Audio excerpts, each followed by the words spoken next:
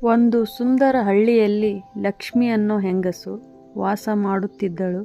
ಬೆಳಗಿನಿಂದಲೇ ಅವಳು ಹೊಲಕ್ಕೆ ಹೋಗಿ ಕೆಲಸ ಮಾಡುತ್ತಿದ್ದಳು.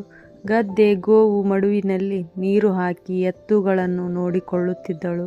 ಮನೆಯೊಳಗೆ ಮಕ್ಕಳನ್ನು ನೋಡಿಕೊಳ್ಳುವುದು, ಅಪ್ಪಟ ಅನ್ನ ಸಿದ್ಧಪಡಿಸುವ ಎಲ್ಲವನ್ನೂ ಅವಳು ನಗುಮುಖದಿಂದಲೇ ಮಾಡುತ್ತಿದ್ದಳು.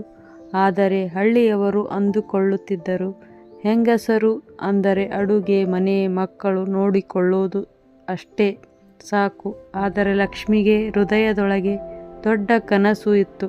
ತನ್ನ ಹಳ್ಳಿಯಲ್ಲಿ ಎಲ್ಲ ಮಕ್ಕಳು ಓದಬೇಕು, ಯಾರಿಗೂ ಅಜ್ಞಾನ ಇರಬಾರದು ಅನ್ನೋದು.